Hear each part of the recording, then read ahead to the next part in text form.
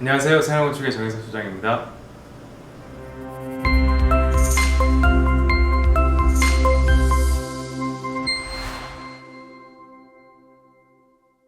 네, 오늘은 그 건축 재료 중에서 지금 건축 재료를 계속 알아보고 있는데요. 내장 마감 재료 중에 마루를 한번 대략 살펴보겠습니다. 가장 많이들 이제 바닥으로 실내 바닥으로 쓰시는 재료가 이런 마루일 텐데요. 강마루, 온돌마루, 원목마루 이런 말씀 되게 많이 들어보셨을 거예요. 그래서 이제 크게 어떤 특징이 있고 고르실 때 어떤 걸 주의해야 될지 그런 것들을 한번 살펴볼 건데요. 사실 이제 마루라고 했을 때 이거 찍히면 어떡하지? 그래서 강도가 좋은 걸 골라야겠다. 이런 생각을 하시는 분들이 되게 많으세요. 근데 이제 그런 찍힘에 강하다는 마루는 사실 없습니다. 그러니까 무조건 어느 정도 높이에서 떨어졌을 때는 무거운 물체나 뾰족한 것들이나 찍힐 수밖에 없고요, 긁힐 수밖에 없습니다. 그래서 저는 아예 이제 마루를 쓰신다는 마음을 먹었을 때는 오히려 찍혀도 긁혀도 그냥 어느 정도 자연스럽게 그 나무라는 질감을 가져가겠다, 그런 마인드를 가지시는 게 오히려 마음이 더 편하실 것 같아요. 그러면서 일부 요즘에는 또 이렇게 보수도 가능하니까요. 너무 이제 찍히는 거나 긁히는 거나 이런 거에 대해서 두려움을 가지시지 않아야 마루에 좀 다양하게 접근을 하실 수 있지 않을까라는 생각을 먼저 말씀드리고요. 일단 크게 마루에는 요즘에 많이 쓰는 거는 이제 원목이 입혀진 그 원목 마루. 근데 소위 이건 이제 온돌 마루라고도 해요. 근데 원목을 얇게 켜가지고 한 2mm, 3mm 켜가지고 합판 위에다 붙인 거죠. 요 원목 마루라는 게 있고요. 그 다음에 이제 강마루라고 아마 많이 들어보셨을 거예요. 그 강마루. 이렇게 크게 이제 두 가지가 이제 시장에서 주로 형성이 되고 있는데, 예전에는 이제 강화마루라고 해서 강마루랑 비슷한 이제 합판마루 이런 게 있었는데 요즘에는 거의 쓰지 않습니다. 아시겠지만 이제 요 두 가지 강마루 또는 원목마루 요 두 가지는 요런 나무 요런 합판 밑에 부분에다가 이제 본드를 붙여서 본드를 발라서 붙이는 방식으로 시공을 하고요. 본드는 이제 마루에 바르죠. 그러니까 바닥 이제 그 바닥면에 바른 다음에 얘를 붙이는 그런 시공 방식이에요. 기본적으로는 이제 밑에 본드가 닿는 부분은 합판이고 위에 사람이 밟는 부분은 이제 이렇게 원목 혹은 이제 강화마루의 필름, 그렇게 됩니다. 그래서 여기서 강화마루다, 원목마루다 이렇게 말을 하는 거는 이 내가 사람이 밟는, 사람의 피부에 닿는 부분의 재료가 뭐냐에 따라 달라집니다. 그래서 원목을 얇게 켜서 만든 이렇게 보시면 원목을 얇게 켜서 만든 경우에가 이제 실제 원목이에요. 그러니까 무늬목이라고 보시면 돼요. 그러니까 원목을 켜서 만든 게 원목마루. 그 다음에 이제 요게 보시면 똑같이 형성이 되는데 여기는 조금 더 얇아 보이죠. 그러니까 얘는 이제 그 원목이 아니라 필름인 거예요. 강화 필름 같은 거죠. 그래서 공업화된 재료를 필름을 이제 나무 무늬 텍스처를 이렇게 프린팅을 해서 코팅을 한 그 좀 강성이 있는 그런 재료를 붙인 게 이제 강마루라고 합니다. 그래서 이제 공업화된 재료를 쓰다 보니까 아무래도 단가는 강마루가 좀 더 낮죠. 그리고 원목마루는 이제 실제 나무를 켜서 자르기 때문에 좀 더 비싸고요. 그리고 그 원목의 그 합판 위에 얹어진 원목의 두께가 얼마냐에 따라서 가격은 엄청 높아지기도 합니다. 그런데 이제 보통은 이제 공업화된 재료인 강마루가 조금 더 강성이 좋다고는 하고요. 그런데 예전에는 이 강마루의 그 프린팅 기술 자체가 좀 떨어졌었어요. 그래서 실제 원목마루의 느낌을 낼 수가 없었거든요. 자세히 보면 이제 티가 났었어요. 근데 요즘에는 이 기술 자체가 워낙 좋아져서 이렇게 실제로 만져보고 봐도 구분이 잘 안 갑니다. 그래서 실제로 강마루를 되게 많이 쓰시기도 하고 추천도 해드려요. 그런데 이제 강마루의 그런 이제 단점이 어떤 게 보완이 되면서 많이 쓰기도 하지만 여전히 세월이 지나고 시간이 지나면서 자연스럽게 이제 나무라는 게 사람이 사실 걸어다니면서 이제 기름 같은 게 묻거든요, 바닥에. 그래서 자연스럽게 변해가고 뭔가 시간에 따라서 그 흔적이 생기는 그런 천연 그 원목 마루를 좋아하시는 분들도 있어요. 그래서 강마루는 따라가지 못한 부분들이 이제 그런 감성적인 부분들이 있는 거죠. 그리고 색깔의 톤이나 뭐 이런 것들도 훨씬 이제 좀 자연스럽게 원목 마루를 만들어낼 수가 있고요. 그렇게 이제 차이점이 있는데, 보통 이제 강마루는 뭐 이것도 이제 뭐 이런 폭이나 길이에 따라서 가격이 좀 천차만별이에요. 물론 이제 원목 마루도 마찬가지고요. 그래서 이제 요 마루를 고르실 때 고려해야 될 점들을 몇 가지 알려드릴 텐데, 첫 번째로는 이런 샘플집을 보고 아마 고르실 거예요. 저희가 이제 여러 가지 마루 업체들의 샘플을 다 가지고 있는데, 지금 이 제품들 같은 경우는 이제 이렇게 폭으로 나오죠.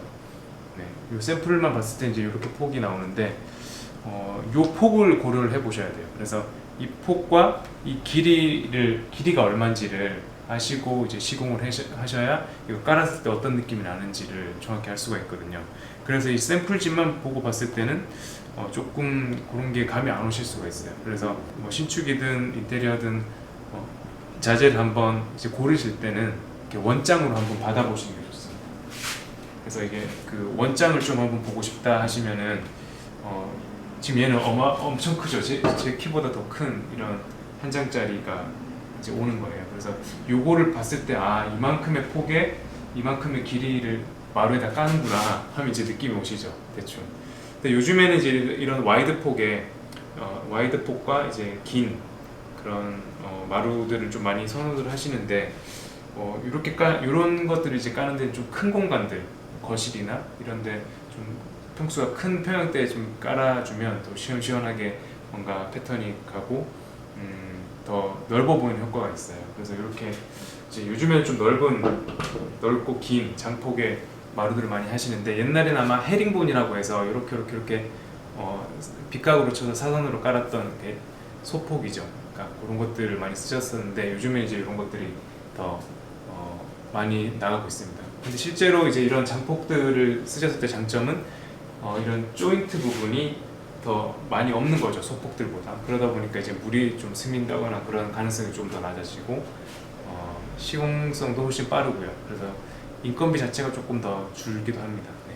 헤링본이나 이런 것들보다요.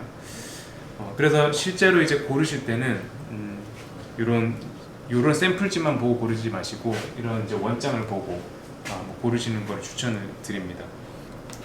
네, 그리고 뭐 지금은 이제 이런 강마루의 폭이 있지만 사실 이 폭도 더 큰 것도 있고 훨씬 작은 것들도 있어요. 네, 그런 것들을 이제 얼마든지 사무실에서 상담하시면서 보실 수가 있고요, 샘플집은.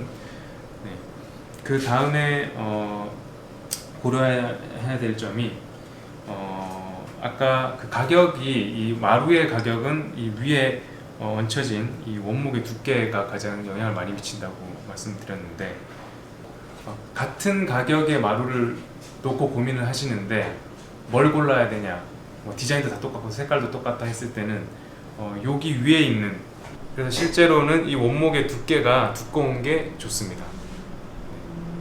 그리고 이 밑에 부분들은 사실 합판이라서 크게 영향을 미치지는 않고요.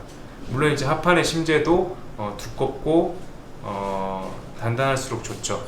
근데 이제 이게 밑에 심재가 두꺼우면 두꺼울수록 또 단점이 하나가 있어요. 뭐냐면 저희 한국에서는 다 바닥 난방을 하잖아요.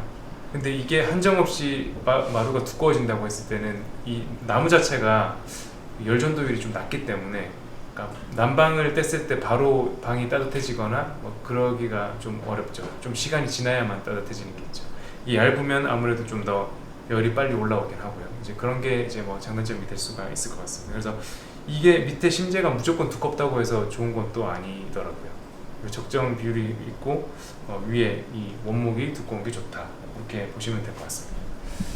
그 다음에 이제 원목이랑 그 원목마루랑 강마루를 좀 보여드렸는데, 사실 이제 원목마루다 하면은 원목은 사실은 이거죠, 이거.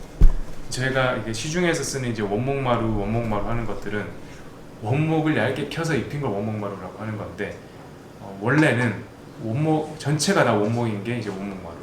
그래서 이거 보시면 아시지만 얘는 합판이 없죠. 이 전체가 그냥 이 나무의 물성 자체로 구성이 되어 있는 거죠. 그래서 이렇게 생긴 게 이제 원목마루인데, 요거는 이제 난방 공간이나 이런 데는 잘 쓰질 않아요. 왜냐하면 이런 이제 그 원목마루나 강마루가 원목의 그 뒤틀림, 그 수축 팽창을 이제 제어하기 위해서 밑에 합판을 붙여놓은 거거든요. 근데 이제 얘를 만약에 난방 공간에 쓰게 되면 이게 다 뒤틀립니다. 여기도 이제 단면에 잘 보시면 아시겠지만 이게 나이테가 이렇게 보이잖아요. 여기 나이테의 방향대로 이렇게 휘게 돼요. 얘 같은 경우는 지금 위로 이렇게 휘게 되겠죠. 그래서 이런 실제 전체가 다 원목인 마루는 난방 공간에 절대 쓰시면 안 됩니다. 이런 건 이제 뭐 체육관이라든지 뭐 강당이라든지 난방을 안 하는, 바닥 난방을 안 하는 그런 공간들에 이제 쓰게 되는 거죠. 그래서 요 차이점을 좀 아셔야 될 것 같아요. 실제 원목은 쓰시면 안 됩니다. 집에다가는요. 그리고 또 하나 이제 요즘엔 또 기가 막힌 나무 텍스처가 나왔어요. 근데 이런 것들이 사실 이 강마루 필름에다 이런 나무 텍스처를 입히는 거하고도 비슷하죠. 이제 요거를 보실 텐데 이거는 어떤 마루일까요? 잘 보이실런지 모르겠는데 실제로 만져보면 진짜 나뭇결 울퉁불퉁하기도 합니다. 잘 보일려나 모르겠네요. 이거 만지게 해드릴 수도 없고 얘는 타일입니다. 타일. 나무가 아니에요. 진짜 나무가. 근데 만져봐도 그렇고 이렇게 가까이서 봐도 그렇고 저도 모르겠더라고요. 근데 이제 단면을 보시고 이렇게 만져보시면 아시죠? 소리가 나잖아요. 타일이에요. 근데 이런 타일도 이제 이런 프린팅 기술이 워낙 뛰어나서 진짜 나무같이 나와요. 그래서 마루를 까시는데 찍히는 게 걱정된다. 너무 조마조마하다. 그 다음에 뭐 개하고 고양이가 사는데 보통은 이제 이런 원목을 까시면 이제 오줌을 싸거나 뭐 처치곤란이잖아요. 이제 그럴 때는 요런 이제 타일 나무를 그래도 나무 무늬를 하고 싶으시다는 분들은 타일 소재의 나무 프린트가 된 나무 타일을 쓰시는 게 좋을 것 같습니다. 대신 이제 요 타일 자체는 아무래도 공법 자체가 습식이고 좀 오래 걸리고 인건비도 비싸기 때문에 같은 면적을 이제 원목마루로 까는 거에 비해서는 조금 비쌀 수는 있습니다. 강마루보단 당연히 비싸요. 그래서 이런 나무 타일도 있다라는 걸 보여드리면서 오늘은 이제 마루에 대해서 어느 정도 정리를 해봤습니다. 영상이 마음에 드셨다면 구독과 좋아요 부탁드립니다. 감사합니다.